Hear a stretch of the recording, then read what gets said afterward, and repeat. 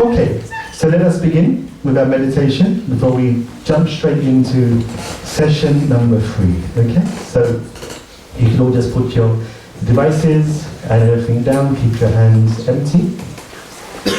So you can now straighten your back, allow your feet to grab the earth, allow your fingers and hands to just be loosened. Grabbing the earth with the feet is very important. In the Vedas it says, Prithvi Tvaya Jita Loka Devitvam Vishnunadrita Tvam Chadhaya Mam Nityam Pavitram Chasanam Kuru. The scriptures explain that Mother Earth is the wife of Lord Vishnu. And as the wife of Lord Vishnu, she is the mother, the common mother of all of us. And she allows us to be supported and carried out every moment. And when we wake up in the morning, we place our feet on Mother Earth, we ask for forgiveness. We are placing our feet on our mother, and we say, Pada Sparsha Kshamasvame. My dear mother, please forgive me for placing my feet on you, but please carry me and keep me steadfast as I carry out my daily activities and allow me to meditate upon Lord Krishna. So this is the purpose of approaching Mother Earth in meditation. You can now take a deep breath in and then out. Once again, in and out. And now please join me as you breathe outwards to recite the sacred Pranav. Breathe in.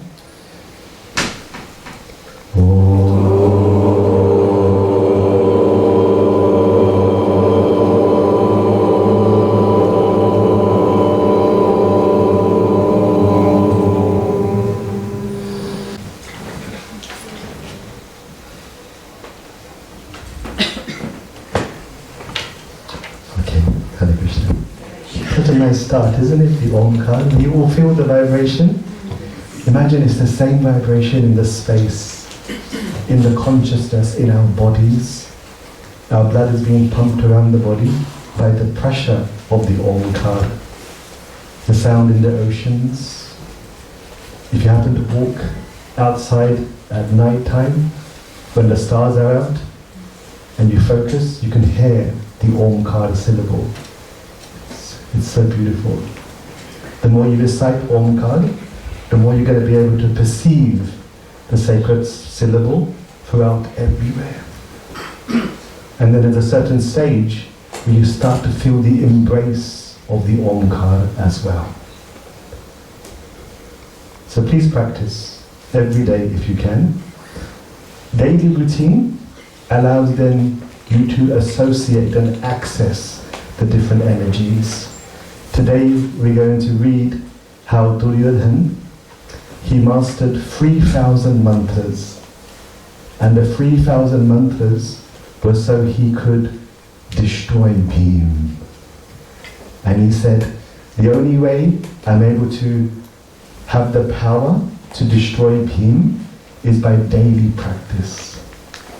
And if you don't practice the mantras daily, then you start to detach yourself from the potency accumulated within your heart, and as you start to stop and have gaps in the practicing of the chanting of the mantra, you lose the efficacy.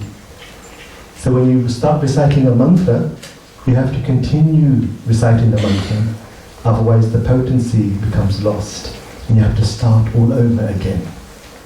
So Duryodhana was very, very disciplined in making sure he doesn't stop chanting these 3,000 mantras that he learned from Durvasa for the destruction of Bhim.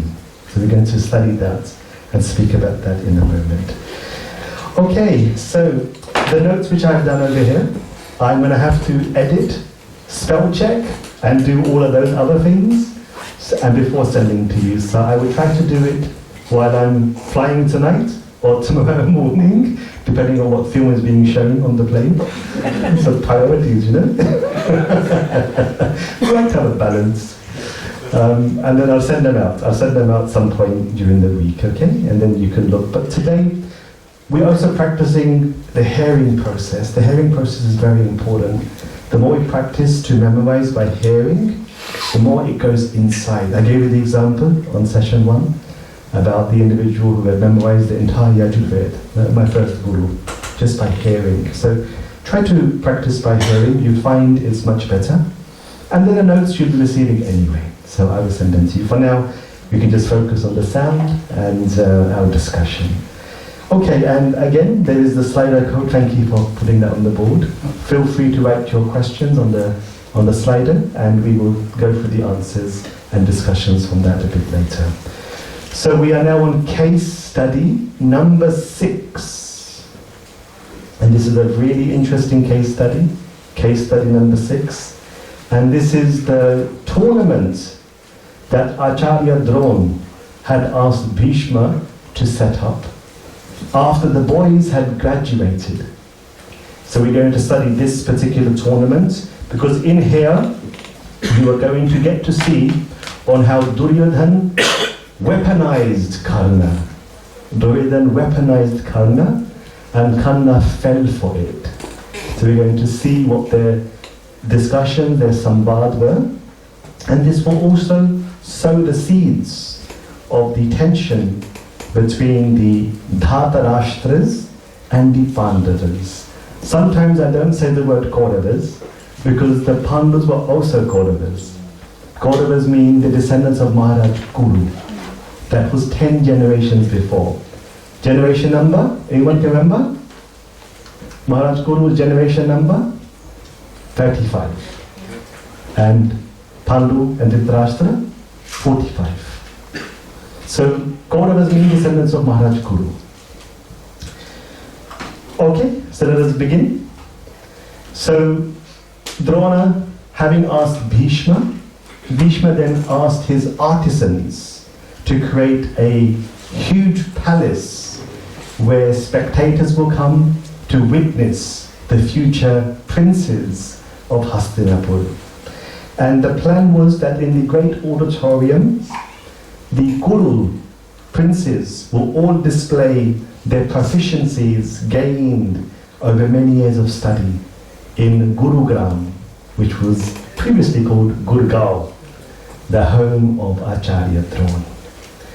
In their age of order, they all came one by one and they sparred with each other.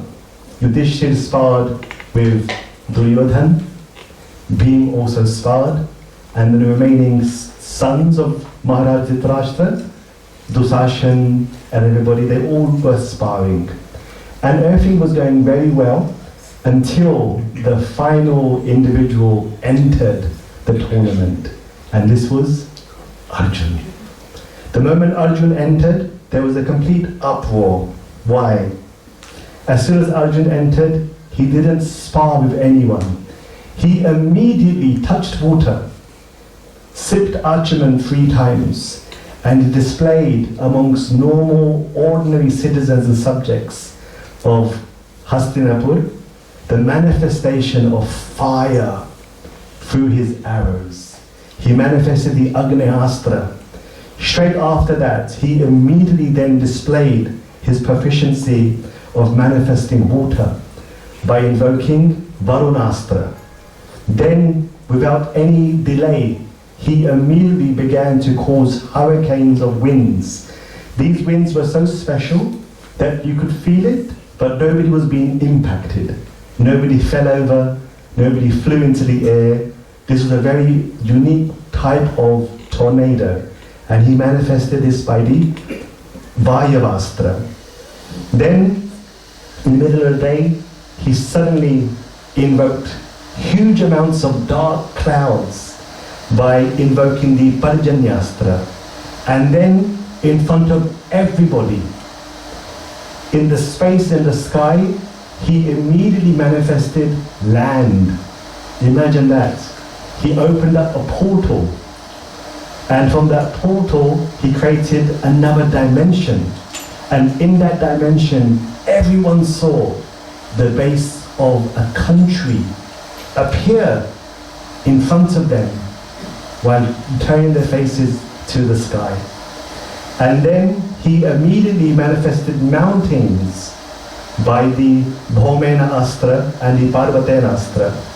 And then while everybody were being completely mesmerized with the display of Arjun's magic, he immediately invoked the Antadhane Astra, and by doing that, all of this illusion just vanished.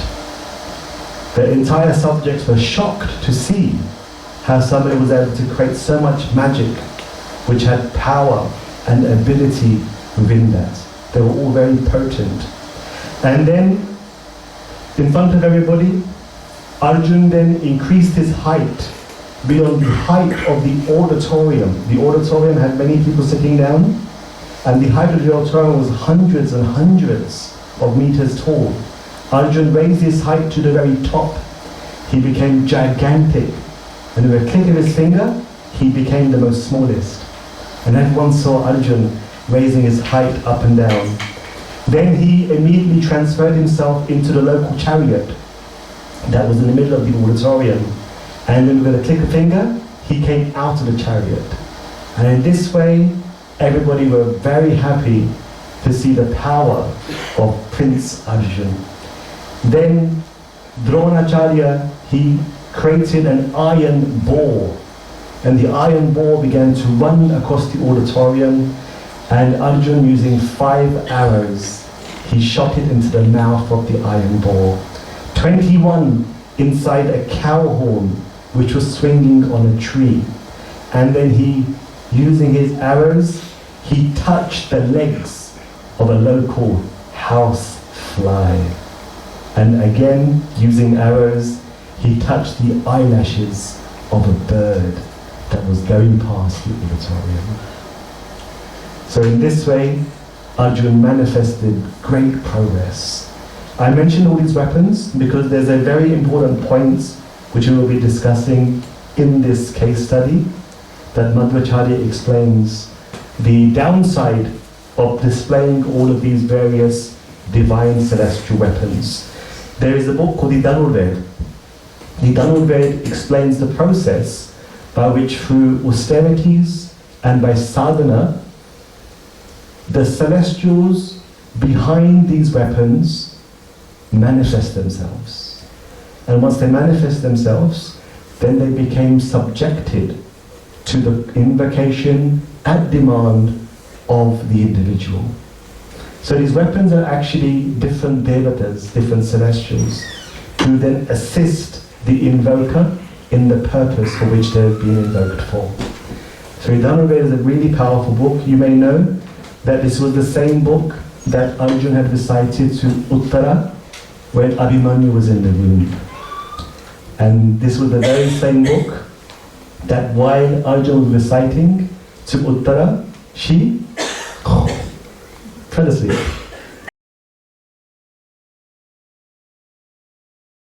Did not hear how to escape the Chakravyuha, but only how to enter the Chakravyuha. So even to this day, in India, many people, they recite the Dhanurveda to their children when they're in the womb. I also did the same. So when my boys were in the womb of their mother, I recited the Dhanurveda. They've come out fighting, I think. Hopefully they fight in the right way. So it's a common practice. Even now people do this. Now, it was at that point where Arjun had just touched the eyelashes of the bird, where at that moment the sound of mountains splitting was heard at the gate of the auditorium. If you could all just put your hands just like this for now. If you can use your right hand and slap your left arm and your right one, and this is the sound that Karna was making, which, unlike our sound, felt like the sounds of mountains splitting. And that is what Karna did when he stood at the gate of the auditorium. The Mahabharata explains, Bunjane Svanaha, slapping his own arms, he called the attention of everyone. Arjun turned, Yudhishthira turned, all of the tens and thousands of spectators, they all turned to see who is that guy at the entrance of the auditorium slapping his arms? And then the Mahabharata says this word, adritam. Adritam basically means disrespectfully or without being too concerned. Indifferently, ivakarot. Karna then, indifferently, he bowed his head to Bhishma, Drona and Kripacharya. He didn't wish to show them too much respect. This is the personality of Karna. Rather than bowing down with reverence and respect, indifferently, Karna just gave a little nod to the seniors present. So you're getting to see his attitude in reality. And then Karna made an announcement. With the voice of thunder, he said that I can replicate all of the skill that Arjun just demonstrated. And at that point, Dronacharya agreed, and Arjun was then watching with shock how Karna replicated every single illusion that Arjun had just demonstrated. At that point, it was Arjun who was then filled with embarrassment and anger. Hrishcha krodhascha. Arjun felt humiliated that an uninvited individual has come and just shown off all of the skill that he had prepared for many, many years without any expectation, without any announcement, without any plan. So Arjun actually felt embarrassed at this point.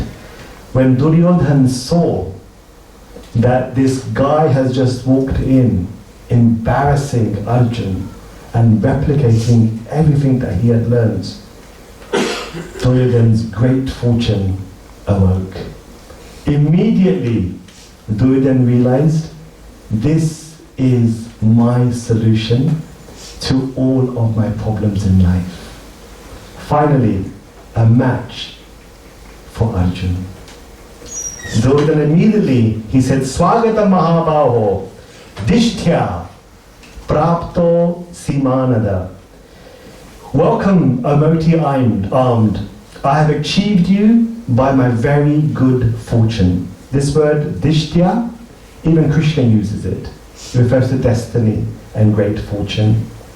And then he says to Karna, what a way to attract Karna's attention. He says to him that I and my entire Kuru kingdom are at your command. What Karna wanted, Duryodhana gave to him immediately. He said, all of us, you order, all of us are at your command. This is how Duryodhana attracted Karna's attention. And in Karna, in response, he said, Sakhi tvam cha tvaya vrine. Vrine, my wish, Sakhi, is to become simply your friend. This is how Karna and Duryodhana became very close, through this conversation. And if you focus on the words that are being utilized in this conversation, you'll understand how this was going to solidify forever, even in the face of adversity, and even to try to conquer Dharma. And then Karna said, my only desire is to have a fight with Arjun and prove my worth. Then Duryodhana made a very strong point to Karna. He says, Bhungshva. Bhungshva means to eat. Okay? Bhungshva bhogan. Bhoga, as you know, means items which haven't yet been sanctified but offered to Krishna. So items which we don't want it to become prasad because we think we are the enjoyer. So Duryodhana is using very, very careful words. He's saying, Bhungshva bhogan maya sardham. Bandhunam priyakrit bhava. Durhidam kuru sarvesham. Murdin padam rindham. He says, Karna, why don't you come and join me? Enjoy the pleasures of life with me. May you be the benefactor of us, Bandhu, your friends. And may all of the heads of your enemies be placed at your feet. So Duryodhana was so smart, he saw immediately all of the different points that would attract Karna's attention. The first thing is, he's come to fight Arjun, and Duryodhana saying, we are all under your feet. We are all at your command. Secondly, you want to become somebody? I'll make you somebody. Enjoy life with me. Be my benefactor. Okay, this is a give and take relationship. Be my benefactor. Treat me as a friend. And most importantly, I will help you to ensure that the heads of your enemies are all sitting at your feet, all laid at your feet. So these are the words that Duryodhana used that completely took Karna, his soul, his mind, and his body. Arjun naturally felt completely disgraced. He was humiliated. This is a private auditorium presentation between him and his brothers and cousins. And now Duryodhana has made it political. He's made it political by bringing on board somebody who was not invited. And therefore Arjun says, the path which the uninvited intruder and uninvited talker receive shall be yours. And Karna then responded, power, Arjun, depends on power alone. So why don't you speak in arrows, so that I can now see the attitude of Karna. He says, Guruho Samaksha, in front of your Guru, I would chop your head. So now you're also getting a direct insight to the personality of Karna and how he spoke. And this is a very important point to mention, because in a moment you're going to see how Bhim mockerizes Karna. And he mockerizes Karna by showing how he has very bad manners, bad culture, and bad conduct. And therefore, even though he's born from a Kshatrani, Kunti, he is not a Kshatriya. Bhim answers this question that Karna spent every night trying to answer. Am I a Kshatriya or not? Bhim answered it. You have poor manners, poor conduct, poor culture. Therefore you cannot be anything other than a Sutputra. At that point then, interestingly, Arjun was embraced by his brothers.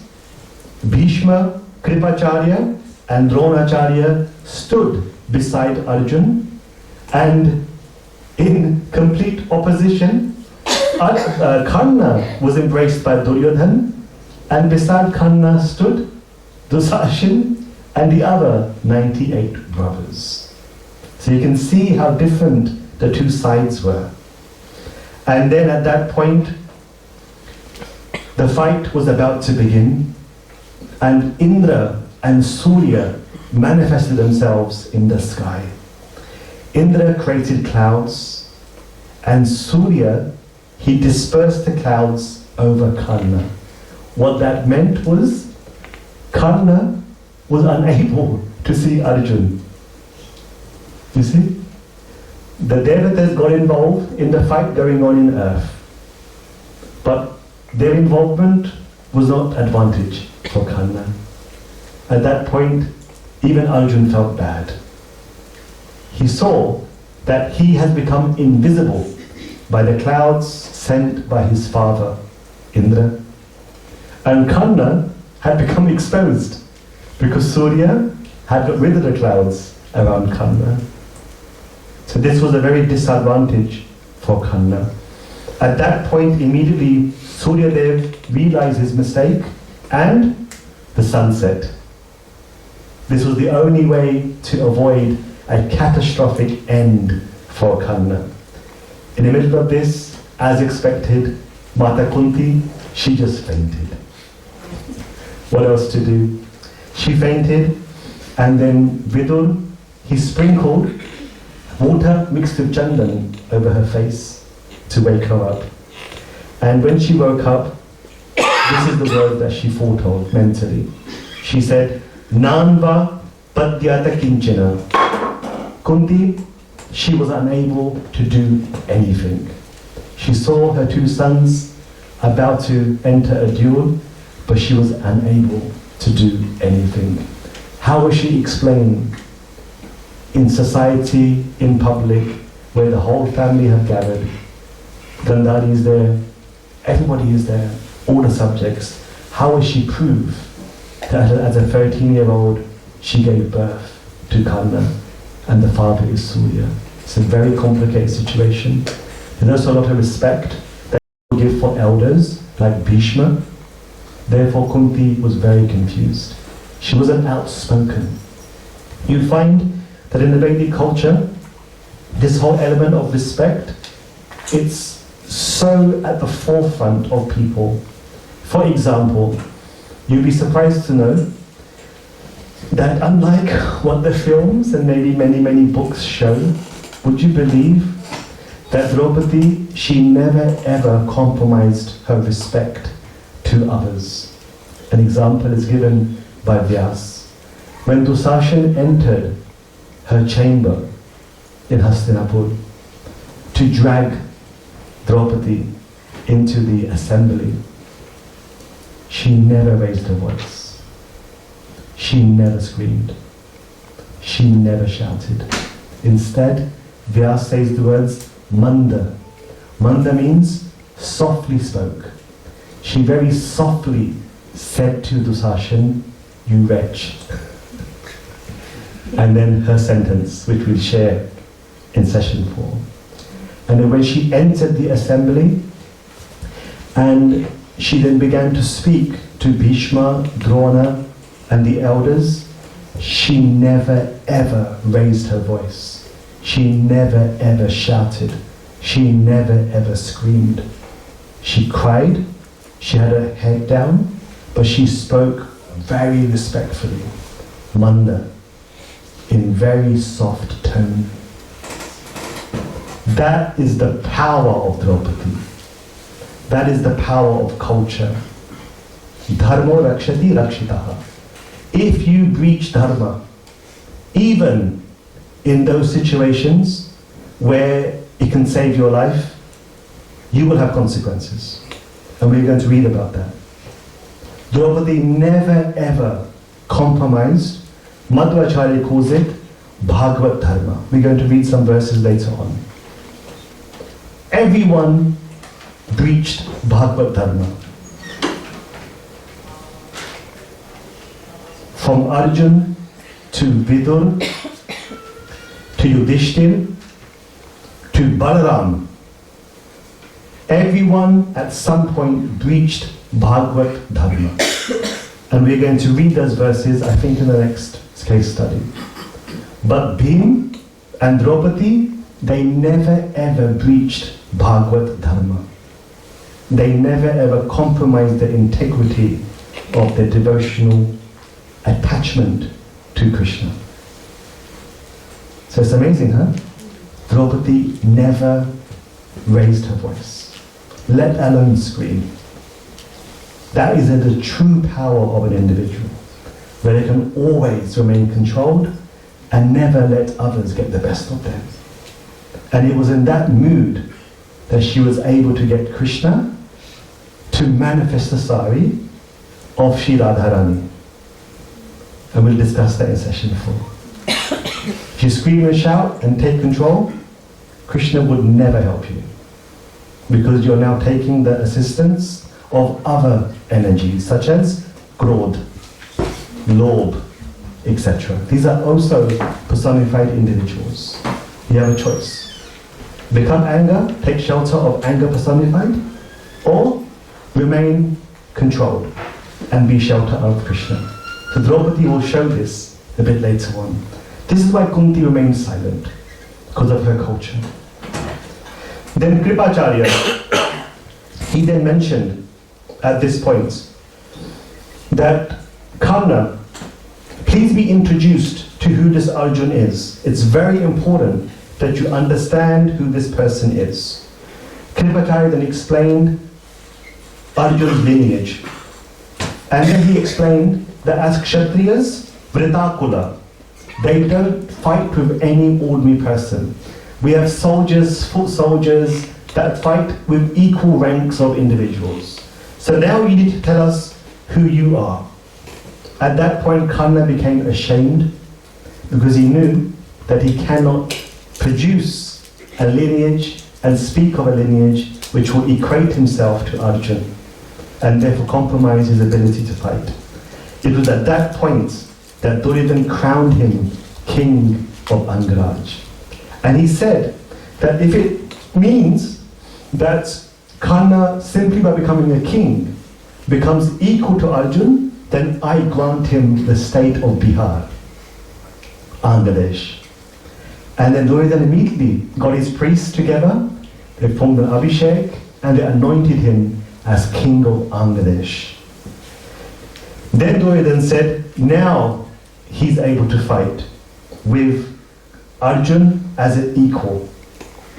And when Karna was made king of Angladesh, this is when Karna said to Duryodhana that from this day onwards, whatever you say, I will do.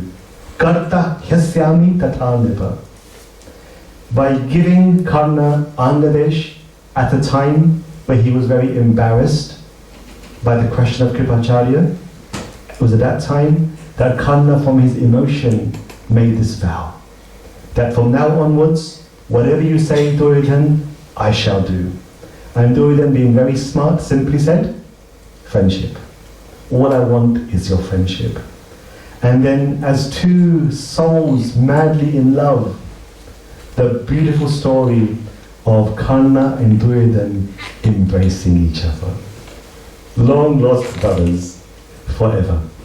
They embraced each other, and now they became best buddies in happiness or distress. This is how Karna and Duryodhana became one and the same. At that point, Bhim then noticed, you know, in life sometimes when you're at the peak, something embarrassing happens. At this point, this man walked in.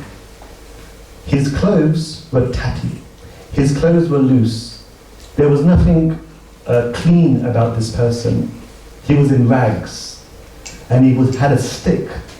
And using that stick, he was helping himself to walk. It was the father of Karna, Adirat. Karna immediately bowed to Adirat. And that is when Bhim noticed that this person must be the father of Karna. And then Bhim then said these words, O Sutputra, you do not deserve death by Arjun. Instead, here. And Bhim threw a whip to Karna and said, take the whip instead. You are not worthy of the kingdom of Anga, just as a dog does not deserve ghee. Saying ghee, huh? Okay. Ghee's everywhere. You do not deserve ghee in fire sacrifices. Bhim wanted to stop Karna because this was the protocol, that kings should only have duels with kings. They should fight equally, otherwise it becomes an unequal match. And also, this MTN, Mahabharata Madhacharya explains that although one is born a Brahmin, without undergoing the cultural rites or the samskaras, one cannot still be known as a Brahmin. Similarly, even if one is born as a Kshatriya, without receiving the samskaras, one cannot be known as a Kshatriya. The samskaras are very, very important, different devotional rites, rituals, which place the elements of culture, rules and regulations and conduct into the receiver. And without the samskaras, one doesn't have those points we spoke of earlier, the right attitude, the right understanding to be called a Brahmin or Kshatriya respectively. So what is very clear here is that Bhim could see that Karna had the physical attributes of being a Kshatriya. But when he opened his mouth and he started speaking, as Chanakya says, one can be beautiful, crowned with success, until they open their mouth. And then they realize who they really are.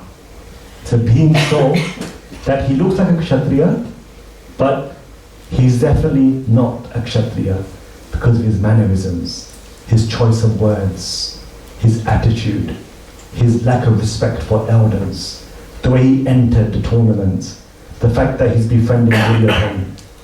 Bhim could see that Duryodhana is weaponizing Karna for future purposes, and Karna was completely oblivious because he was motivated by his own adharmic motivations, such as trying to embarrass Arjuna. This is how Bhim thought of Karna and said those words and threw him a whip. Now what's interesting is, in the Mahabharata, Duryodhana became angry when he heard Bhim calling Karna Sudputra. Now just see what Duryodhana says. This is the verse in the Mahabharata. Duryodhana began to present arguments in favor of Karna. For example, he says, Kshatribhyas chaliye jata, brahmanaste chate shutaha. And he gives an example. Vishwamitra prabhritaya prapta brahmatva avyayam. He says, Bhim, watch your mouth. Because in the past, we know that born Kshatriyas became Brahmins, such as Vishwamitra and others. What's interesting is, in this whole debate of caste, where people make these claims, the first person to have made this claim is actually Duryodhana. Duryodhana is the person who first used these arguments, that it doesn't matter what caste you are, because many Brahmins became Kshatriyas and many Kshatriyas became Brahmins. This argument, which has been given by so many people, especially in our generation, what is interesting to note is this argument was sourced from the mouth of Duryodhana. Therefore, even if you or me or others use these arguments, it cannot be infallible. Because this argument has been originated by Kali himself, Duryodhana. Therefore this argument may sound good. Why are you poking at his caste? You heard Vishwamitra, Gadi, he was a Kshatriya, and then he became a Brahmin. These types of arguments, you may philosophize, but you have to look at the source of the argument. The source of the argument is Duryodhana. Therefore, be very cautious if in your own lives and interactions you use this argument. Because many people use this argument without knowing where this first came from. It came from Duryodhana. There is a whole reality about your past actions and the birth that we take and what we bring in this life. And people may try to socially re-engineer. This is a very important word. Socially re-engineer themselves to become somebody else. But that is not accepted in Krishna's Vedic culture. Therefore, in session 1, we started off by saying that the Mahabharata asked you to be proud of who you are. You do not need to fit in. You don't have to become somebody else. And definitely, you do not need to copy somebody else. And even in the Gita, Krishna states this point. Better to follow your own dharma than follow somebody else's dharma. And while following your dharma, if you make mistakes, even that's fine. But you shouldn't follow somebody else's dharma. This point empowers individuals. Wherever you are in your journey of life, you continue from there. Don't artificially try to be somebody else. Why? Because every cell in your body, your consciousness, Your physical reality, your subtle reality, your mental reality, your reality of intelligence will not allow you to align with the ways of working and attitude as well as conduct of somebody else's lifestyle. It's a very important point to mention. And Duryodhana, he's trying to use arguments to prove the opposite. Forget about reincarnation. Forget about karma. You want to be like somebody else? Go and be like that. It's a very interesting argument if you think about it. But just remember, this argument has been sourced by Duryodhana. Therefore, be very cautious when you use this argument in your own situations. There has to be a reality that is beyond such arguments. Now, this point about Vishwamitra and even Valmiki, none of them became Brahmin. This is a very important point to mention. Duryodhana, he is doing his thing that he likes to do, lie. Vishwamitra, as a Kshatriya, did not become a Brahmin. Valmiki did not become a Brahmin. That was their next life. That's the difference. People don't know about the transition in between. If somebody wants to become somebody, and they are not that person, you have to wait a lifetime. It doesn't happen there and there. So that is the answer to Duryodhana's misinformation. He's trying to mislead that one can become immediately. So what he's trying to say is that Karna can become king just by being crowned king. The answer is no. For Karna to become a king, he has to develop all of the virtues which will enable him to become a king next life. And the proof of that is the poor attitude of today, which he is carrying from his previous life. So it's very philosophical, but just so you can understand the depths of the discussion here. And that is when Dronacharya then asked Ashwatthama, stop them. Please make sure that the fight doesn't continue. And that's when the sun set. And they had no choice at that point. From that day onwards, it was the full duty of Duryodhana to ensure that Karna becomes successful.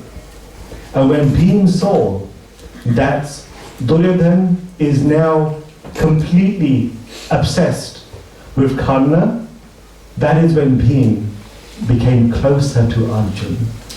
And he decided in his heart that from this day onwards, I will make sure that Arjuna gains even more victory than he's capable of to oppose Duryodhana's idea of doing the same to Karna. Bhim took Arjuna by the hand, led him outside of the auditorium, and Duryodhana took Karna by the hand and led him outside of the auditorium. Kunti was in fact at least pleased that Karna had become a king, and he will now have some ability of advancing in his personal material comforts. When Yudhishthira saw Karna display all of the same prowess than Arjuna, read what Yudhishthira says. Yudhishthira says, Na Karna tulyosti dhanurdaraha kshitao. Kshita is earth. And he says, Na Karna, tulya, equal. According to me, Yudhishthira, having seen Karna, I do not believe there is anyone on this earth who is a better archer, bowman than Karna. This is what Yudhishthira said. Now, in this verse, what Yudhishthira was unaware of is that Karna was taught by the guru of his guru, Parucharam. He thought that Karna is just some random guy who's turned up, and by his own abilities, he's replicating the prowess of Arjuna. And based upon that misunderstanding, Yudhishthira made this point. So again, session number 1, you can't take every word as it's written. They're also just humans who, based upon the limited understanding and awareness of the circumstances, they provide their input.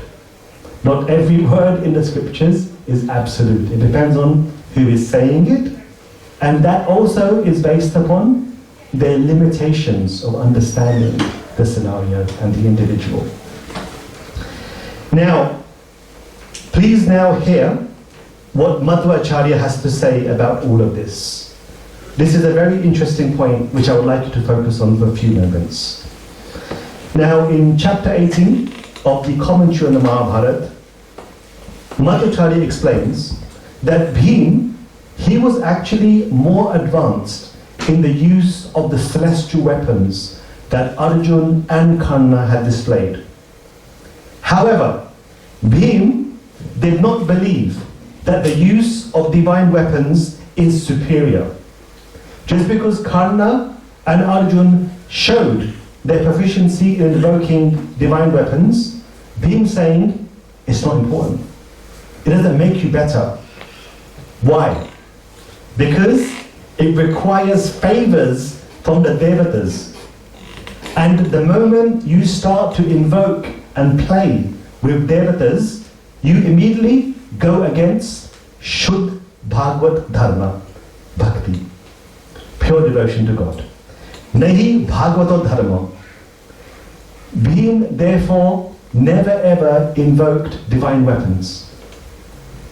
Arjun did. Because Arjun had deviated from Bhagavad Dharma, according to Madhvacharya. Try to understand. In Bhagavad Dharma, the practice is not to become subjected to favors from devatas. Therefore, Bhim never invoked divine weapons. And because Arjun could, it doesn't mean he's superior.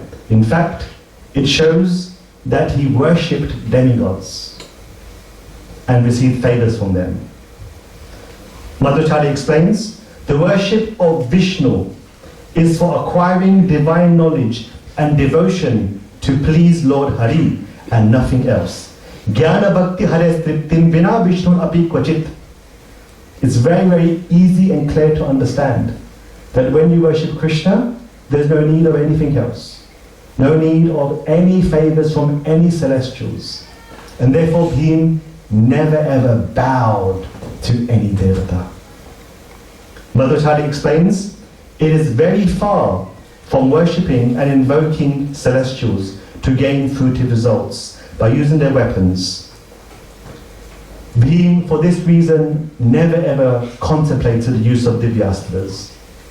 Madhvacharya explains, Bhim always rested on Shuddha Bhagavad Dharma. He never ever left Krishna to approach the devatas for fruitive results. Shuddhe Bhagavate Dharme Nirato Yad Vikodaraha Na Kamya Karma Krita Tasman Na Yachad Devam Anushan. In this way you can see that while everybody thought that Arjuna is superior by demonstrating divyastras, it meant that he was deviating from Bhagavad Dharma. Whereas Bhim never did that. And remember we discussed this in session 1. The power of strength is the intrinsic strength of an individual, which is not favored by any external power. Arjun was dependent on the devatas, karmakrit, for fruitive results. And therefore, Madhvacharya explains that it's a breach of pure devotion, Shuddha Bhakti. In chapter 18, verse number 6, Madhvacharya explains, Bhim never ever bowed his head to the devatas, but only worshipped Krishna. Nanya Deva Natastena. Nataha means head. He never bowed to any devata. Vasudevan Napujitaha. Apart from Vasudev Shri Krishna, he never worshipped anybody else. And most importantly, for some of you who were asking questions about the Gita, check this verse out. Madhvacharya says, Na samshayam kada pyesa dharma jnana piva karot. Bhim never doubted Krishna, and Bhim never had to ask a question. Very important point. Bhim never had to ask a question on the supremacy of Krishna and Dharma. He was fully already in Shuddha Bhakti, Shuddha Bhagavad Dharma. And after Bhim, Draupadi also followed complete pure devotion. Anvenam evatad dharme. Krishna eka samstita sada. Draupadi never opposed Krishna in her mind or words. And you're going to read some examples of where associates of Krishna went against him in their mind and words. So just hold on to your seats as we go through some of those examples. For example, it says that Arjun disrespected Krishna once when protecting the Brahmin's children. So once upon a time there was a Brahmin who, after his wife gave birth, the baby would just disappear. And this happened year after year, year after year. They asked Arjun and Krishna, please can you help? Arjun stepped in to be the hero. And Arjun said, listen, Brahmin, I am not like Balaram and Krishna. I am Arjun who worshipped Lord Shiva. And from Lord Shiva, I was given the Gandhi bow. In this way, he humiliated Lord Krishna in front of him. Krishna didn't mind. But Arjun went a little bit OTT. Okay? Little bit OTT to try to prove himself. And then, once upon a time, his own family, Pradyumna, Uddhav, Sambha, Aniruddha, they all went against Krishna when Krishna desired for Subhadra to marry Arjun. They did not agree to Krishna's proposal to marry Arjun to Subhadra. Another example. When Krishna wanted to fight Jarasandha and defeat him, Yudhishthira doubted Krishna's ability to face Jarasandha. When Krishna decided to be a messenger of peace in Hastinapur, Vidur became afraid, saying to Krishna, don't do it. If you come to Hastinapur as an envoy of peace, you're going to get arrested and put into prison. So he doubted Krishna's ability to be an envoy of peace. And then during the Rajasuya Yajna, when the Pandavas had gone to all of the countries in this planet, and they asked the kings, do you agree to come underneath the sway of Maharaj Yudhishthira? If they agree, they have to pay a tax. If they disagree, they have to face the sword. Sahadev disrespected Krishna by asking Dwarika to pay taxes to Yudhishthira. Another example, when that was Nakul. When Nakul was the one who asked for taxes to be paid and accept Yudhishthira's imperial dignity. Then Sahadev, when he saw that Krishna's dynasty had been annihilated, Sahadev said, I doubt that Krishna's political mind was actually any good. Because out of Krishna's political mindset, his whole family got destroyed. So that was the mindset of Sahadev. Then of course, Drona, Karna, Ashwatthama and Kripa, they all tried to kill Krishna when he was unarmed as a charioteer of Arjuna in Kurukshetra war. So in this way you can see how many individuals, they all at some point in their life deviated from Dharma. Whereas Bhim and Draupadi never did that. They were always part of Shuddha Bhagavad Dharma, as explained by Madhva Acharya. Questions, comments, views? How many people knew that Karna was Kunti's son, like Bhishma? Krishna knew, Kunti knew. That's it. Yeah. Dharmaraj was represented by Vidura and Yudhishthira, so why would those two characters deviate to not listening to or going with Krishna? So Dharmaraj was represented by Vidura Vidur and Yudhishthira. Right? Sure. Can you just give me a tissue? Is there a tissue there? If you don't mind, thank you. Just a little, thank you. So Yudhishthira was the representation of dharma, and how is it possible that the personification of dharma, thank you, would be deviating, basically? When Krishna appeared on earth, he tried to show everybody that in all matters of ethics and morals, people can be perfect, but not infallible. That's the point. So do you remember chapter 15 of Bhagavad Gita? Dvo imo purusho loke, kshara akshara evacha, kshara sarvani bhutani, kutasto akshara uchyate. Krishna says there are two types of people in this world, fallible and infallible. So even the devatas and dharma personified, they're not infallible. So when Krishna came on earth, he demonstrated his infallibility, is that a word? His infallibility by even finding fault in the personification of dharma. Remember the example? Narova Kunjarova? Krishna said to Yudhishthira, tell Drona, Ashwatthama is dead. And Yudhishthira, on the face of Krishna, in his presence, rejected Krishna. Narova Kunjarova, I'm not sure.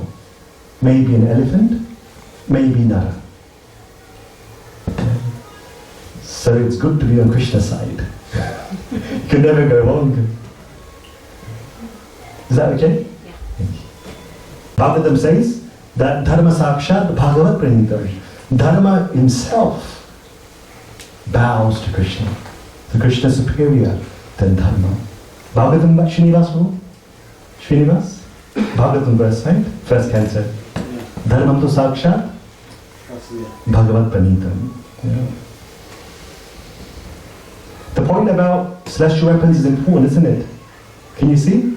Arjun meddling with devatas, Bhim, none of that. So about the celestial weapons, why were they taught by the gurus to Arjuna and Karna and other students if it was kind of wrong? So the gurus didn't know either that it was wrong. So, right. So worshipping devatas is definitely not wrong. Yeah. So worshipping devatas is not wrong because it's a part of. You see, it's an interesting point. In the Vedic culture, remember we said in session 1, it's not like other cultures where there's one way of doing something. We believe intrinsically in diversity.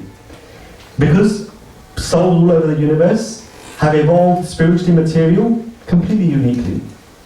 So what the Vedic culture allows is based upon your consciousness, you may surrender on to Bhute Jani Bhutani, Krishna says in the Gita, even spirits and ghosts. Right? Yanti devrata devan pitri yanti pitra vrata. People surrender on to the forefathers, the mains, the pitras. People worship ghosts and hobgoblins. People worship Krishna. People worship devatas. So none of them are wrong. They're all permissible based upon the level of evolution of your consciousness. You see? So what Madhvacharya is talking about is that in the path of Bhakti, they're wrong. You see? Somebody who is trying to cultivate their love for Krishna, in doing that, you only love one person. Okay? No two people. If you want to love Krishna, you only love Krishna.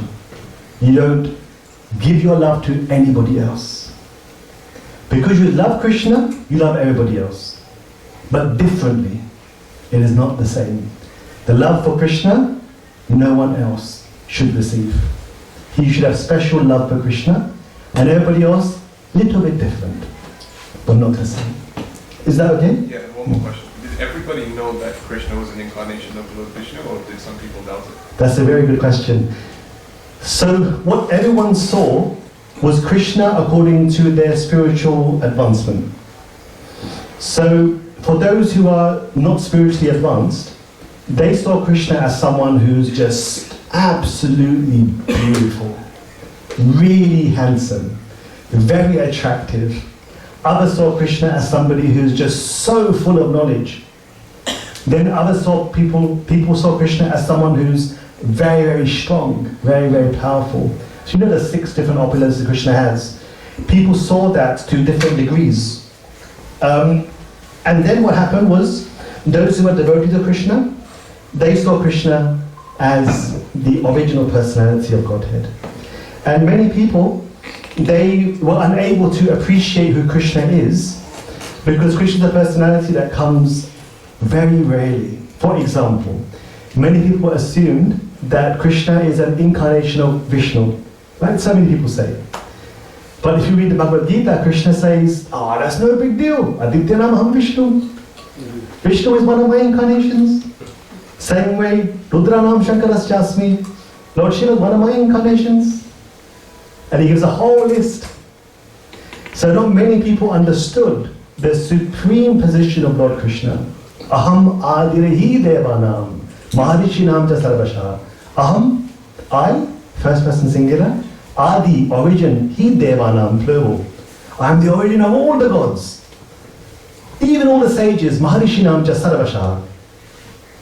Valmiki, Bhrigu, Pulastya, Kashyapa, Bhrigu, so many sages are there. Krishna saying, I'm the origin of all of them. I am the seed-giving father. Aham bija pradapita.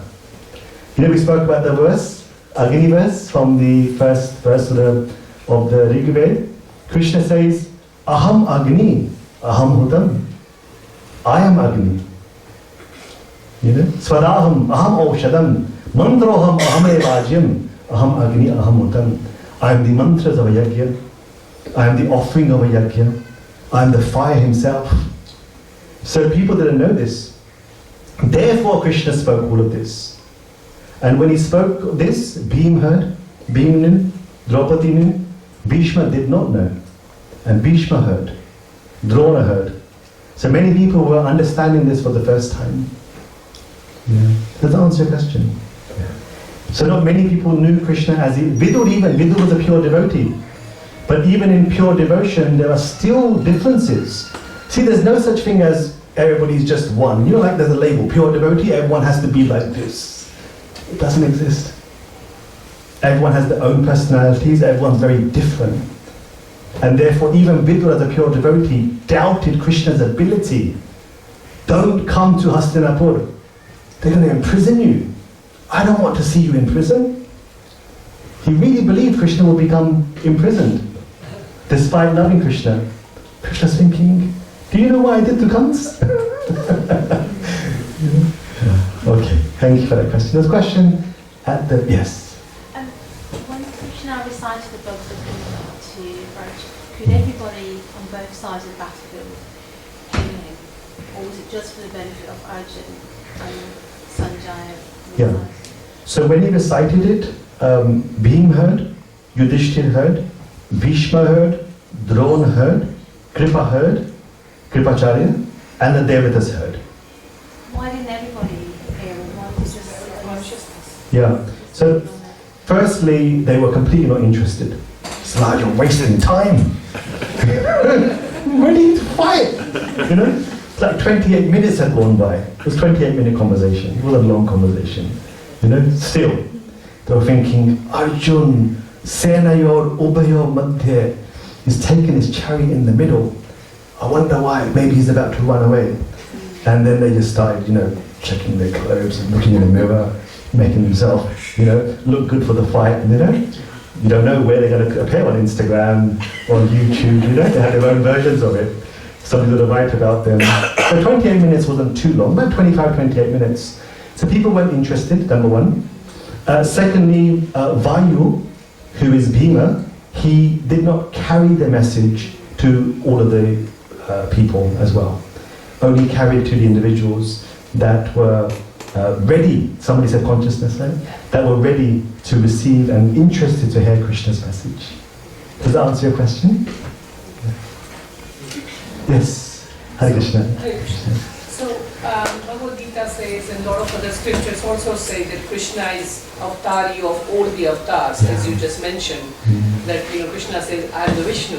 So he's not one of the avatars. He is the source of produce my words, but the avatar.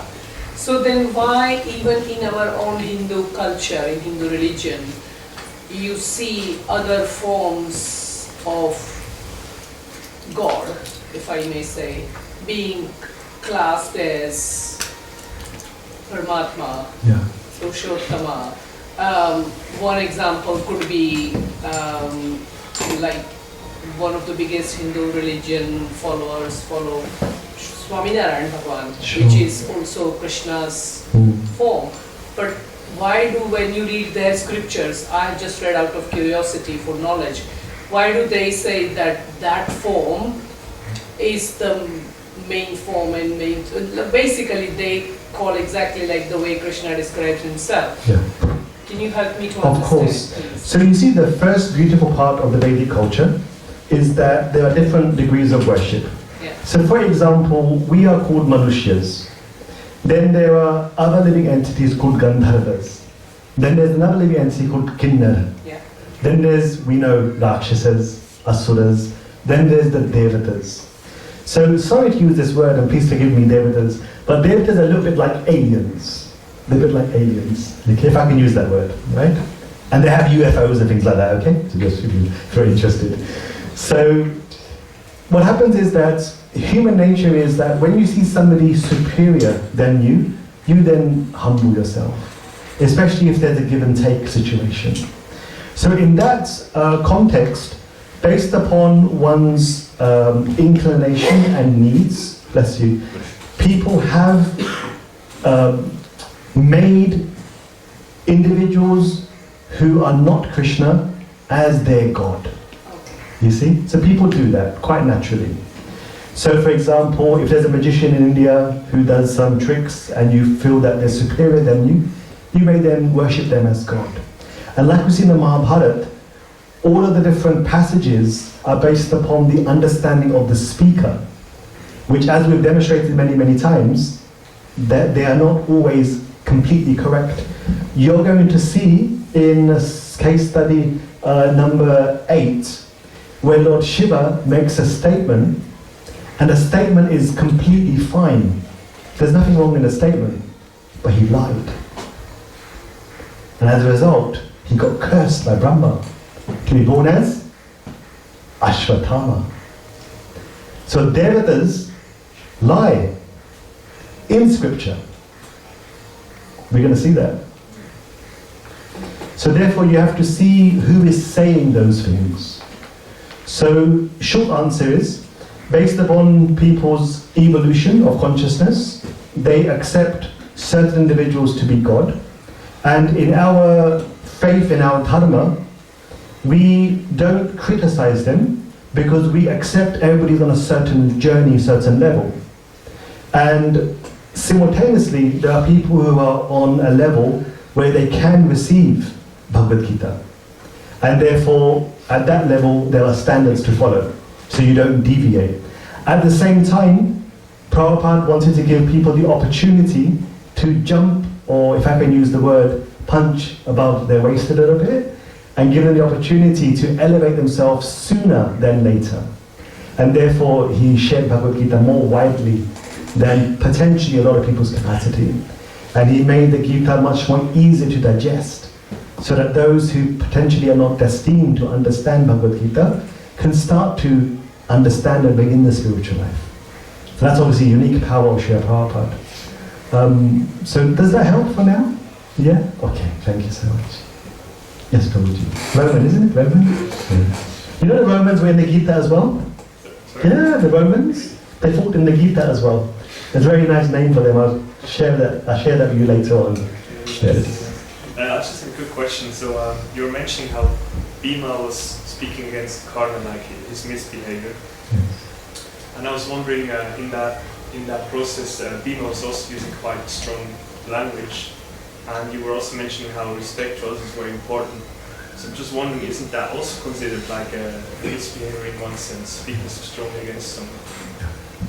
Very good question. So when Bhima, so in session 1, you remember session 1? When we classified who are the chief aides of Krishna, the criteria was one who challenges adharma and one who does something about it. So Bhima, when he's criticizing, that's him challenging adharma. So he saw that Karna isn't on the same rank to fight Arjuna. Because the Vedas say that do not disadvantage the opposition. You need to be on an equal footing, which is actually quite an ethical thing to do. Otherwise, it's unfair. So Bhima, by criticizing Karna, was actually challenging adharma. So that's actually a very important criteria to have in aiding Krishna establishing dharma. Then second thing was doing something about it. Others, just silent, listening.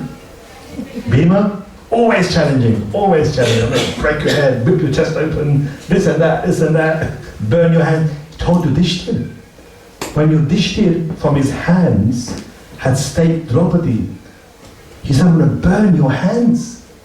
Bhima said to Yudhishthira, I'm going to burn your hands for losing Draupadi. So he didn't, you don't favor anybody. That was the right thing to do. Yudhishthira, you were wrong in doing that. And then there's a whole episode, because Bhima vowed to burn the hands off, literally just have a wrist left, to burn the hands of Yudhishthira. Arjun asked Bhima, how are you going to do that? Because we need his hand. He's quite handy. I mean, extra pair of hands is good kshetra. How are you going to burn his hand? And then I was told the answer on session 4. How he burned Yudhishthira's hands, and at the same time, he kept his hands. Okay? Is that okay? Does that answer your question? Krishna says, I am in your heart. Ishvara sarvabhutanam hridesha arjun tishtati. Because Krishna resides in my heart, I feel like I owe it to understand Krishna for himself, for his words. So I found Bhagavad Gita to be really good to become in contact with someone who lives in your heart. And in the Gita you'll find that he's eternally mentioning how every individual remains individual and they're respected as individuals. So he says in the Gita that all of the souls, mam I vamsha. So amsha means part. Mam I amsha. Everyone are eternally fragmented parts of me. Jiva loke. All of the living entities in the world. He never says everyone and me are the same. Mam I vamsha. So my request would be definitely, if you pick up the verses in the Gita where Krishna talks about individuality and oneness, you can see what the various points are being made. And the final answer is this person here. Because there are many, many people that interpret Bhagavad Gita differently, Krishna came as Chaitanya Mahaprabhu and he made it easier for us. So as Chaitanya Mahaprabhu, Krishna came and he gave the simplest instructions and very, very easily. So because Chaitanya Mahaprabhu is the incarnation of Krishna, we can understand Krishna even more easier. You see, so that's the other advantage of Gaudiya Vaishnava philosophy, that is based upon Chaitanya Mahaprabhu's advent as well. Alright. So I think, yes, I think that'll be it from there. Thank you. Our case study number 7, the House of Wax. Okay, the Lakshakriya. Because I thought this is a really good opportunity to discuss some of the key aspects that took place during this very unfortunate incident. Now what's important to note is that in the Mahabharata, Vyasa explains that there were actually hundreds and hundreds of attempts to try to kill the Pandavas. What we have in the, thank you so much, what we have in this incident is just one main one. In the same way in the Bhagavatam, some of you might remember, that Shukadeva Goswami explains that the demons that Krishna killed were just a few. There was actually many, many more. Every day, Kamsa would send different demons. So what you know about Anishtasur, Palambhasur, Denakasur, and how can I forget the mother? Putana.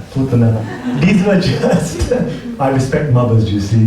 That's why I don't think of them as a demon, so Putana, etc. These were just samples, but every day Krishna was enjoying with a demon. So similarly, this is just one example, okay? So let us begin. The House of Wax study is not too long, but it's a nice one because it's going to give you a bit of a riddle. You're going to hear a riddle that was, believe it or not, spoken in languages that we are speaking in today. Let's come to that. After a year, of the tournament, Yudhishthira was crowned Yuvraj. He was the heir apparent. The Pandavas then, as their brother became Yuvraj, they began to conquer and extend the boundaries of the future king of Hastinapur. They conquered the Midwest, East and South, and they sent back immense amount of wealth, having conquered these countries. They're listed by name, and what they actually went through is also described. So it's quite phenomenal. Adonma, you mentioned to me on the message, I'll be drawing out the map of Earth as it was described by Sanjay to Dhritarashtra as well. So you're going to get to see how all of the countries are slowly mentioned. When Draupadi has a Swayamvar, you know, on Bia Chopra and Star Plus, they show some kings, right? So 116 kings that attended. And that was just an example list. I sat there counting them for you all. 116. You know? Don't test me on that, okay? So they then followed this process of sending back immense wealth to Hastinapur. And then what happened was Duryodhan mentioned this point. He started complaining. He started saying, these brothers are going out, extending the prowess and the boundaries of Yudhishthira. And I'm just going to be left with nothing. So Maharishi Durvasa, he approached and he learned 3,000 mantras from Durvasa. And he said, these 3,000 mantras, Trimshat Chatam, these 3,000 mantras are being used against Bhima, because physically he was unable to do anything to Bhima. So now he decided to practice mantra chanting. He did it every single day so that the power of the mantras is not reduced. The point where Duryodhan had informed his father about his mantra practice, he was able to bring about victory in most fights. He was able to control water and fire. He was able to reverse death. Duryodhan was a bit like Shukracharya, you know, in Ramayana, where the individuals would perish in the war. Shukra would come back in various episodes of the history to bring him back to life. He had this Sanjeevani ability. So did Duryodhan. He would bring back people from the dead. And he would be able to invoke the rains and even oppose the devatas. So Duryodhan was practicing mantra chanting very seriously. And this was the point that I mentioned earlier about mantra chanting practiced every single day. That is why in the Vedas it explains that when Krishna came as Chaitanya Mahaprabhu, Krishna Varnam Tvisa Krishnam, he came with the color opposite of black, golden. And all he done was establish the chanting of the Hare Krishna Mahamantra. So for people that chant Hare Krishna Mahamantra, they do it every day. Because every day brings you closer to Krishna. Now the Hare Krishna Mahamantra is a Vedic mantra. It's in the Vedas. It's a beautiful Upanishad which describes this. Dvaparante narado brahmanam jagam katham bhagwan gham pratankalim santare yamiti sahavacha brahma sadhu prishtosmi sarvashruti rahasyam gopyam tachino yena kali samsaram trishyasi bhagavat adipurushasya narayanasya nam uchchana matrena nirdhut kalir bhavati. This is written in the Vedas, not Puranas. This is the Veda. Dvaparante, at the end of Dwapar Yuga, Narado, he was wandering around the universe. Brahmanam Jagam Katham approached Lord Brahma and said, Santare Yameti, how are people going to become pure in the age of Kali? How are they going to cross beyond all of the vices of Kali Yuga and understand Krishna and Dharma properly? Then Brahma explains, Sadhu, excellent, Prishtosmi. See, questions have to be asked in very humbly and excellently. And therefore Brahma said this is the perfect question. You're asking the perfect question by which everybody's going to benefit. Sadhu Prishtosmi. Now, Sarva Shruti Rahasyam. I will tell you the secret of all of the Shrutis, all of the Vedas. Gopyam, the most confidential. Tat Shino, listen to me. Don't tell anybody else for now. Hear me. Because by listening to the secret, you'll be able to overcome Kali Yuga. And then he says the most beautiful thing. Bhagavat Adi Purashasya. Imagine the original God. Asya is turning into Sanskrit. Asya is the possessive declension of a noun.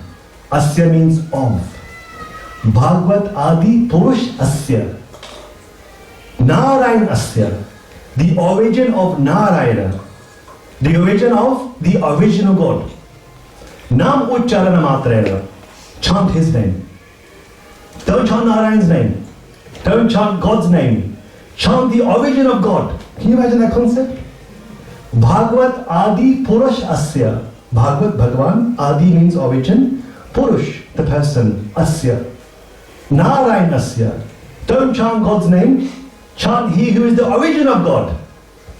That verse is also in the Bhagavad Gita. Krishna says that I am beyond fallible and infallible. Atosmi loke vedecha pradita purushottamah. In the Vedas, I am the person to be worshipped, beyond fallibility and infallibility. So in this verse in the Vedas, when Brahma says to Narad, chant Nam Uchcharana Matrena, chant the name of the origin of God.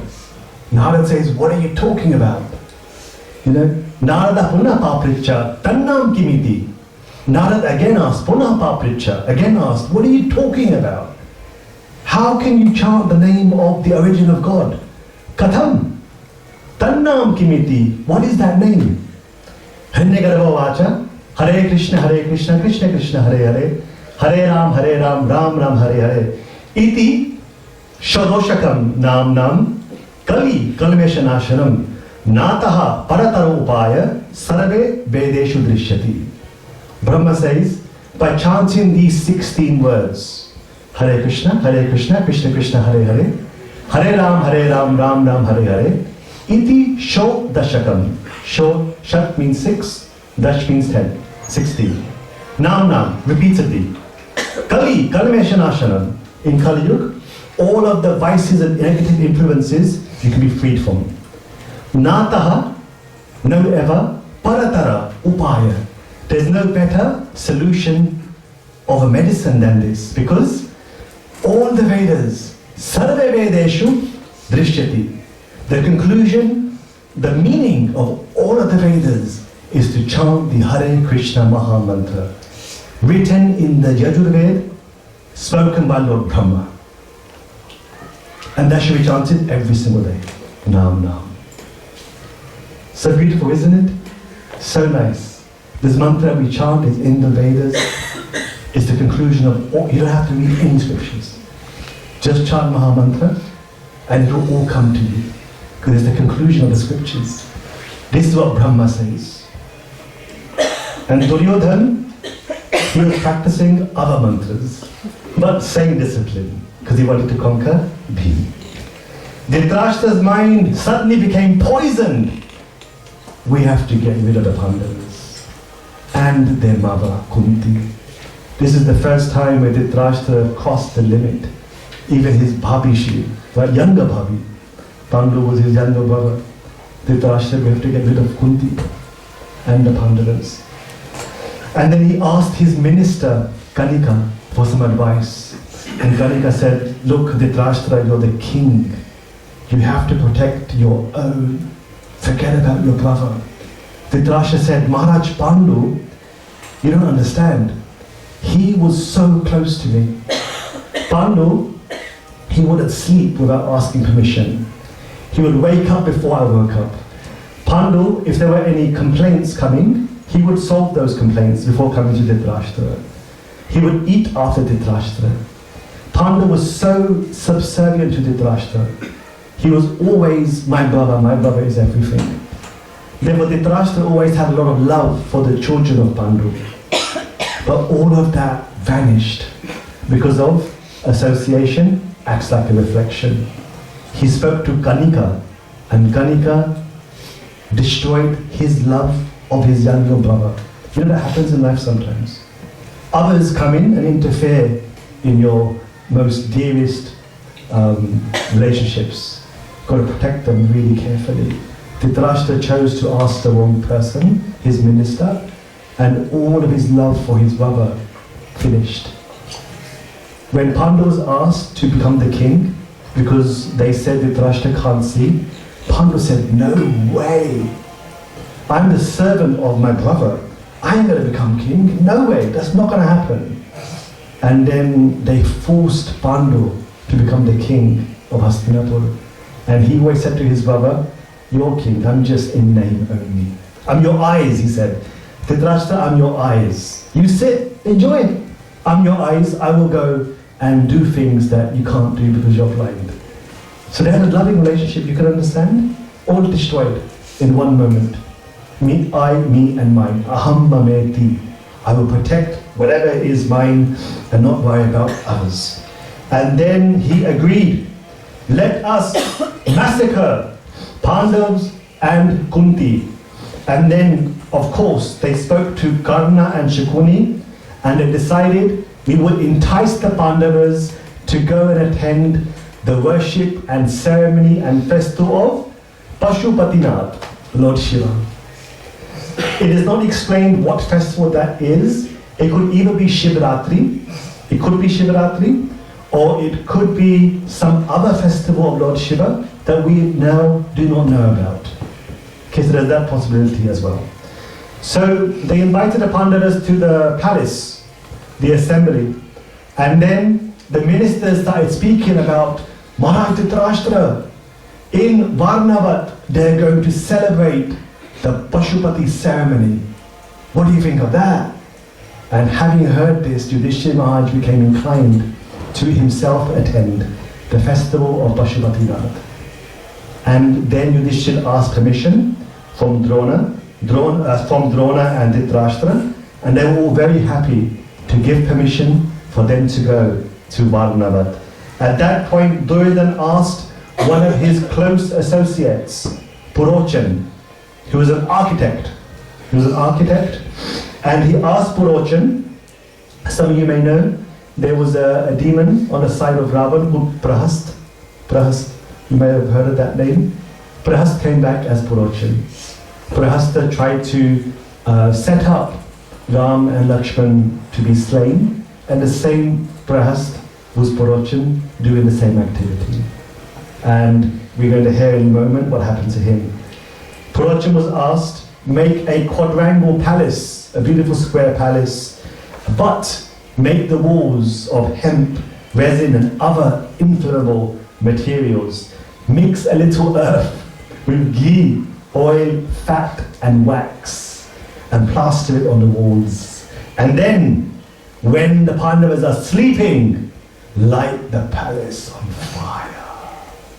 That was the plan to get rid of the Pandavas. Now Vidur understood, he had his own spies, so Vidur understood this is a plot. So then he spoke to Yudhishthira in Mlecha Bhasha, possibly English, or something similar to English, so no one can understand. Mlecha Bhasha, language of the West, not any Indian language, not Gujarati, not Hindi, not Bengali, nothing. Western languages he spoke in. Can you imagine it? And this is what he said. Please explain to me, what does it mean? Number one who knows the schemes of others should avoid all dangers. What would you say that means? Careful. In plain English. Be careful. Be careful. Absolutely. Anything else? Anything else? Warning. Warning. Absolutely. Someone is plotting against you, and you need to be aware. Be careful. Wake up. Number two, one who knows sharp weapons, capable to cut the body, though not made of iron, and understands how to avoid them, can never be injured. Paraphrase, somebody? Danger doesn't come in tangible form, it can be intangible. Perfect. Perfect. Nothing more to add. Number three, one can live on by knowing that neither the consumer of straw, wood or dryer of mist burns people in a deep forest hole. Meaning? Try to hide in a cave or something. Yes, go off land. Yeah. Go off land. Absolutely.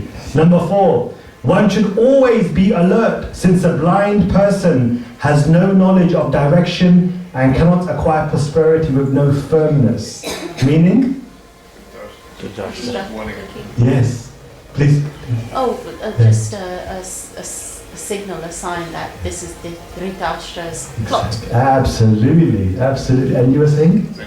Same, absolutely. Very good, thank you.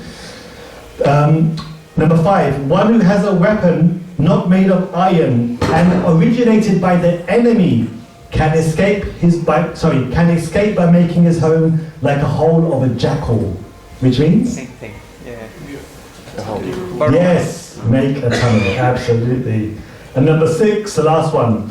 One who travels works out the way, and by the star can ascertain the directions. What would you think that means? Overnight. Run away overnight or something. Very good. Yeah. Even I don't know that one. Yes, yes, choose the night, Yeah. because the stars come out at night. Yeah. Absolutely, so good, so good. So basically, get ready for a night walk, Yeah. right? Okay. And then number 7, keeping the 5 senses under control enables one to never be oppressed by the enemy. What would you say? Okay, very good. Tolerate. Keep your senses under control. You made it very easy. I sat there trying to work this out, by the way. Not this speed, huh? It took me a much longer. Honestly, I was trying to work out what they mean. They arrived in Varnava, having heard this advice from Vidur in February, the 6th day, Falgun Shashtami. And for the first 10 nights, the Pandavas stayed in the houses of local people. They were staying with people locally. Then, Purochan said, on the outskirts of Varnava, I have built a new palace for you. Please come. I have named the house Shivam, auspicious. But Vyasa says, actually it was Shivam, inauspicious. Then Yudhishthira decided, when he went in, I'm just telling you what the Sanskrit says, okay? He smelt the fat of fish, okay?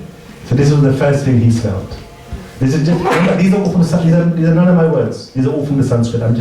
Sometimes I put the Sanskrit in, and I get tired, I just write the English, okay? And ghee mixed to black, he saw on the walls. I could smell from the walls, this odor. And he decided that rather than run away, I'm going to deceive Duryodhana after the fire by disguise. At that time, a miner came to Yudhishthira saying, you said something, you heard something, and you had a conversation with Vidur in Mlecha Bhasha, non-Indian language. That is my proof of my credentials. And I've been asked to come and dig a tunnel for you. Yudhishthira embraced him, and after that, they said that on a particular night, Krishna Chaturdashi, which is actually a date when Shivratri is also celebrated. The dark fortnight, Chaturdashi, the 14th day. So I'll be in Kolkata on Wednesday, the Shivratri. So my first Shivratri in India. So I'm looking forward to that. And Kolkata also is nice. They have lovely Lord Shiva temples. So I'm looking forward to my first Shivratri in India in my life. I'll let you know how it goes. On that particular day, Purochan will set fire to the door. And then in this way, coincidentally, impelled by fate, Purochan's sister and her 5 sons came to visit Purochan. Now, what had happened is by hearing these riddles, Bhim decided, I'm not going to sleep.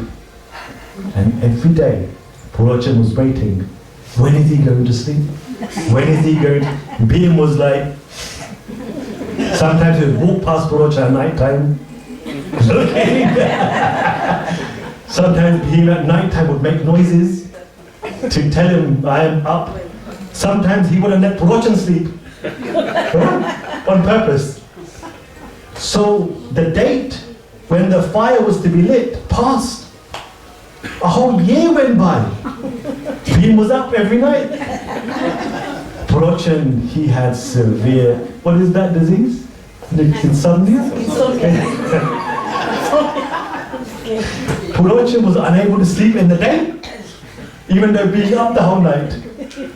Then he asked his beautiful dear sister, Behna, please help me, please help me. I will come and I will cook a feast and mix poison in the feast. That will put Bhim to sleep. Little did she know that this was a poison wala. He was very, very accomplished in eating poison. So, this lady, the sister of Purochan, worshipped Lord Shiva. And Lord Shiva gave her a boon. As long as you and your children don't die early, you will become Aditi, the mother of the gods. And your sons will become demigods, devatas. So this is the boon Lord Shiva gave. And then what happened was, on the pretext of eating, the moment the food was served, Kunti and the 4 Pandavas became unconscious. On purpose. And Bhim was eating all the food. Okay? And then Bhim also pretended to fall asleep. So Bhim made sure no one eats the food. He ate all the food. And he digested the poison, and out came a big, massive burp. Okay? He was completely fine. And then what happened was, at that point, Purochan began celebrating. Now again, a bit like the fish fat, Vyas uses the word alcohol. The sister and the brother, they had a party. They were drinking the whole night. And the sons also became tipsy. And they all celebrated the killing of the Pandavas and Kunti. And as they become drunk with alcohol, they obviously fell asleep. And then Bhim woke up. And that was it. He first lit fire in the room of Purochan, his sister, and the 5 sons. And then he lit fire on the entrance of the house of wax, as it was planned to do so. And at that point, the entire place hugely burned. And immediately, the Pandavas and Mother Kunti, they escaped through the tunnel. It was covered by a carpet. The carpet they raised, they entered the tunnel, and out came the Pandavas and Kunti, quite far away from the palace. And naturally, they were exhausted. They hadn't slept, they hadn't eaten. So Kunti and the 4 Pandavas became really, really tired. Bhim said, we have to go. We have to leave. And they said that we can't. Our legs have given way. So what did Bhim do? Bhim then took his mother upon his shoulder. He took Nakul and Sahadev upon his forearms, and Arjun and Yudhishthir on his biceps. And Bhim ran with all 4 brothers and his mother. Vyasadeva describes, as he ran with speed, his feet was breaking the trees by his chest, and his feet was pressing the earth. That is Bhim. That's how his brother and mother actually got saved. Because he put them all on his body and he ran barefoot. Then Bhim encounters Hidimba. It's another story. They dwell in Ekachakra. Bhim slays the demon Bakasur. The Brahmanas there tell the Pandavas of the birth of Drishtadyumna and Panchali, Draupadi. Draupadi was so beautiful that she had a natural body odor of blue lotuses, and you could smell that for 2 miles. That was Draupadi, natural beauty. And then the Brahmanas describe how Draupadi was manifested by the sacrifice of Yaj and Upayaj, 2 Brahmins. The 2 Brahmins were asked by Maharaj Drupad that I would like a son who can take revenge. You know the story about Drupad and Dronacharya. And then what happened was Yaj and Upayaj, the 2 brother Brahmins, they came and they said, we'll do the sacrifice for you. They did the sacrifice, and during the sacrifice, out came the Havisha, the remnants. And they said to the king, Drupad, go and bring your wife, like Kaushalya had the pious, go and bring your wife and let her have the Havisha, the remnants of the Yajna, then she'll become pregnant. The wife said, I'm busy. Got other things to do. The Brahmin said, this can't wait. It needs to be done now. So they took the Havisha and threw it back into the yajna. That's how from the yajna, Draupadi and Drishtadyumna, in reverse order, were born. That's why they came from the fire. But Draupadi is a very unique person. And how are we going to do this? It's going to be difficult. Draupadi is a very unique person, and I was really hoping to cover case study number 8, and after that, that's Draupadi's Swayamvar, which is a very interesting episode. Then Kunti's command for Draupadi to marry 5 people. In here, you will hear things about Draupadi that you will not believe.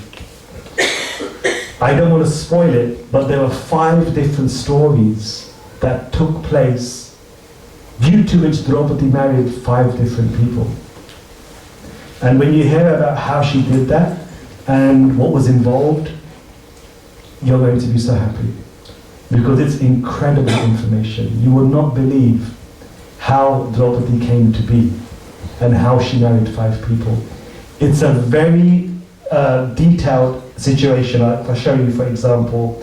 It's basically all of this, 2 pages, which we need to cover. I think we should save this for when we have our next session, because I want to explain to you very carefully how Draupadi is actually the manifestation of Lakshmi, and why, as a manifestation of Lakshmi, she wasn't with Narayana, but with the 5 Pandavas, and how the 5 Pandavas were previously 5 Indras, and how the 5 Indras, due to their pride facing Lord Shiva, were then put into a cave. And after being put into a cave, how their wives all entered the body of Draupadi. So Draupadi was actually 5 different people in one body. And how every single day, Draupadi would manifest a specific form. For example, Usha, for the twins, the Ashwini Kumaras, Nakula and Sahadev. And then that form would perish, and another form would appear when she's with Yudhishthir or Bhima as Bharati. And how after the marriage, after the next day, she would attain the status of a Kanya and therefore get married again. It's a really deep discussion I would like to have with you and share the detail. And then you're going to, from this, realize how all of these stories have come together in the form of Draupadi. And Draupadi is not what you think she is. She's not just a lady that was strong and powerful and married the Pandavas. She's really something else. When in her previous life she was crying, from her eyes grew golden lotuses. And Indra was asked by the gods, go and find out where these lotuses are being grown in the Ganga. And then he noticed it's this weeping lady. And this weeping lady has a whole story with Lord Shiva. I'm already breaking all to you, I need to stop. It's a very fascinating, when you hear about the life of Draupadi and who she was, your lives will change. You're going to get to understand on how important she was. And her personality is so great. Which is why in next creation, she'll become Saraswati, Adi Saraswati.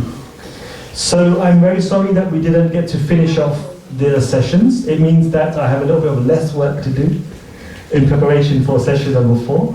In session number 4, we're going to go through Draupadi's Swayamvar, then we're going to go through the command by Kunti, then we're going to go straight into now I'll just show you how I'm doing this, the dice war. The dice war, what I've done is I've broken it down by contents. And by contents, I'm explaining to you. So for example, we're going to start off by Shishupal being slain at the Rajasuya. Why was Shishupal slain? More than what you think. It was not just because of the 100 offenses, there's a lot more in there. Then, for example, Vyas's prophecy to Yudhishthir. Then Yudhishthir made a vow when he was depressed. And then, as you can see, these are the different contents that make up the game of dice. And I have to fill in the blanks for you. Okay, but this is how I've done it. I've broken down the events one by one, and then I'll fill in the blanks. I'll fill in the information, and then we'll go through it. So that's how you're going to be provided with a very comprehensive understanding of the game of dice. Not just one thing, but there's at least 15 different sections that led to the point of the exile for 12 years and 1 year incognito. So that's how we will end session 4. And if we have time, then I can go through some of the controversial aspects that happen on the battlefield, like with Karna, with Ashwatthama, with Abhimanyu, sorry for the mistake earlier, Abhimanyu and others. We can go through some of those as well. So you can understand the subtleties of Dharma and how Krishna showed himself to be superior. Is that okay with everybody? All right, time goes so fast when you're enjoying this. Thank you for your question. Thank you for all of your questions. Remember, I don't know the answers to everything. I'm still so learning, and I do this in my very little spare time. Very little spare time. So if I give answers which are not so well received, that's because of my limitations and my misunderstandings. I'm very happy to learn from yourselves and others, but I will continue as the teacher here. It is my duty. My wife was saying to me today, do they know how much time you put into this? And I said, it doesn't matter. If I've accepted to do 4 sessions of the Mahabharata, I will deliver. I will deliver it to the best possibility. And you can see that I'm going straight to the Sanskrit, providing you with authentic information, unbiased. And I hope you can all understand that despite being a devotee of Lord Krishna, I understand Krishna's philosophy to the extent that people of different levels are all also have a place. I mentioned this many, many times. This thing may not be so well understood because of the environment we live in. In the Western religions, it's all just one. Everyone has to conform. But this is not true. In Vedic culture, there are different versions of the philosophies which cater to different people based upon their consciousness and based upon their evolution in their life. And it's very important that everyone is respected. Who they worship, what they do, what philosophy they follow. It's very important that they're all respected. But at the same time, we can also discuss the merits and the verses of the scriptures to explain and elaborate further. So that's my really humble attempt at providing some information. We will now go to Slido. Was there any questions, by the way? Sorry, was there any questions on the House of Luck? I'm so sorry. I didn't give you the opportunity to share some points. Any questions or comments on this one? If I can find it. There we go. Any comments or questions? This one. Lady over there. Sorry. I find a lot of similarities with the House of Wax and how Hanuman also had to burn down Lanka, which is beautiful. And also, there was something that hit me. Same person did the same thing. Exactly, same person. But there was an element of where Hiranyakashipu asked Holika as well to help him in using fire as well to kill Prabhupada. Prahlad. That's okay. Yeah. same community. Devotee community. They're always on fire. You know, preachers, and when you're not preaching, both on fire. Anymore. All they like fires. Yeah, yes. They do like, and it's associated. It was true from the last session. You did say that fire is also associated with the feminine energy of the mother. Yes, absolutely. Yeah. Thank you for the comment. Yes, Hanuman being same thing. You mess with me, we'll burn. Burn your house down. You know, not the huff and the puff. You burn your house. That is fire. Any other comments or questions on House of Wax? Posey. Yeah, so I was going to ask. I remember in the last session you said that when Ashwatthama had killed the kids of the 5 Pandavas, even Duryodhana felt bad. But then in this story, the same Duryodhana was also plotting to kill the Pandavas in their sleep again. So if he's capable of having a plan that kills the Pandavas in their sleep, why was he also discussing Ashwatthama killing the kids in the sleep? He said that's a very good question. So what happens is Duryodhana, he was mean and very evil, but there's one thing he was conscious of: his reputation. Even at the end. The problem with Duryodhana, he finally realized that he's lost. He laid on the ground, thighs broken. When Bhim vowed to break Duryodhana's thigh, when he showed his thigh to your drink, isn't it? Okay. When he showed his thigh to Draupadi, vowed to break the right thigh. So all of that happened, and they left. They went back to Indraprastha, and then they were invited again for part 2.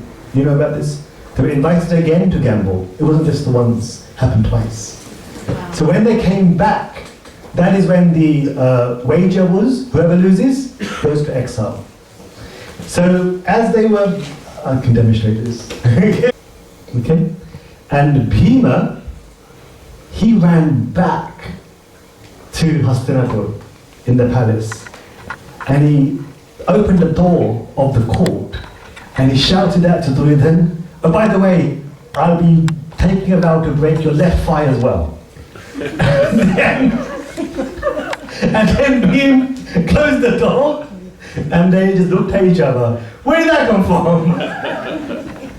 So Bhim actually ran back to the assembly and said, by the way, I'll be back for your left thigh as well. I'll take it out to break your left thigh. And then Arjun, you can't see this, Arjun started, this is actually what is described. You guys can see this better. Arjun just started to kick up dust and play football. Can you believe? That's what he did. Really. He kicked up dust with his left foot and he kicked it. And he did this all the way from Hastinapur to Indraprastha.